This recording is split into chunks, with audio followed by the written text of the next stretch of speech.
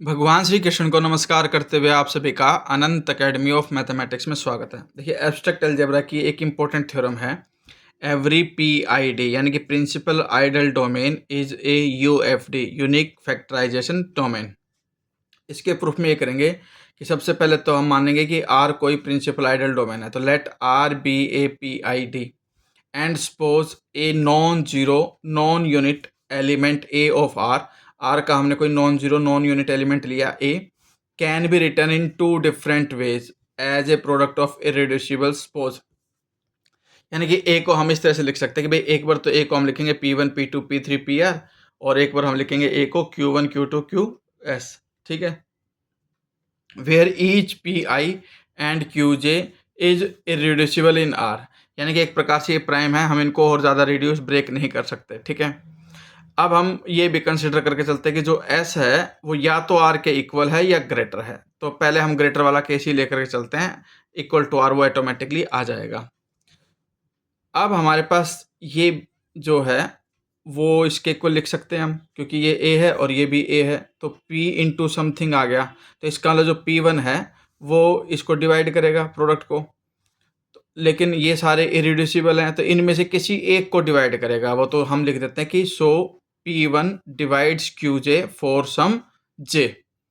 ठीक है, तो इसका मतलब ये आ गया कि भाई इनमें से हो सकता है भाई Q1 को डिवाइड करेगा, Q2 को डिवाइड, किसी भी एक को डिवाइड करेगा तो प्रोडक्ट को ऑटोमेटिकली वो डिवाइड करेगा ही करेगा एज P1 इज प्राइम, क्योंकि P1 आपका प्राइम है और यहाँ पर P1 इंटू समथिंग है और यहाँ पर किसी एक को डिवाइड कर देगा क्योंकि दोनों ही इक्वल हैं, एक है। आफ्टर रीऑर्डरिंग द QJ, यानी कि हमने क्या किया, जो डिवाइड हो रहा है P1 से उसको सबसे पहले लिख दिया और उसको हमने सिक्वेंसिंग में रीऑर्डर करके उसको Q1 मान लिया।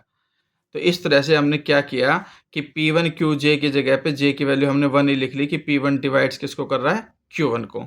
अब Q1 को डिवाइड कर रहा है तो Q1 is equal to U1 P1 हम लिख सकते हैं, क्योंकि जब Q1 को डिवाइड किया P1 से तो कुछ ना कुछ क्वोशंट जरूर आएगा, वो हमने क्या मान लिया, U1 for some unit U1 of R, और कंडीशन के अकॉर्डिंग हम इसको क्या मानेंगे कि जो U1 है वो यूनिट ऑफ R है।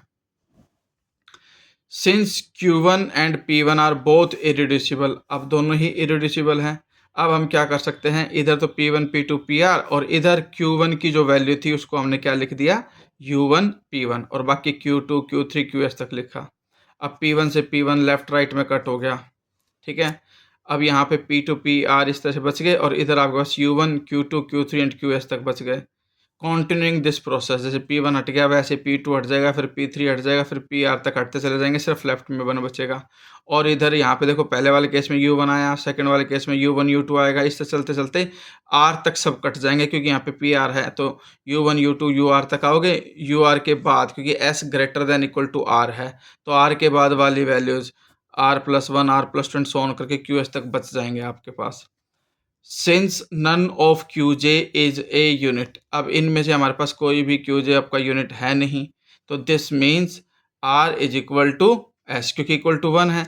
अगर ये सारे यूनिट है तो इनका प्रोडक्ट के बाद जो बचेगा वो यूनिट होना चाहिए, लेकिन इनमें से कोई यूनिट है नहीं, तो इसका मतलब हमारे पास सिर्फ R ही एलिमेंट है, R से ज़्यादा नहीं है। तो इसीलिए S और R दोनों एक दूसरे के क्या हो जाएंगे, इक्वल हो जाएंगे। And P1 P2 PR are associates of Q1 Q2 QR in some order. तो 10 R इज ए UFD, जहाँ पे R को हमने क्या माना था, प्रिंसिपल आइडल डोमेन और यूनिक फैक्टराइजेशन डोमेन, क्योंकि हमने दो डिफरेंट फैक्टर लिए थे लेकिन वो दोनों इक्वल ही आ गए, इसलिए यूनिक फैक्टराइजेशन डोमेन है।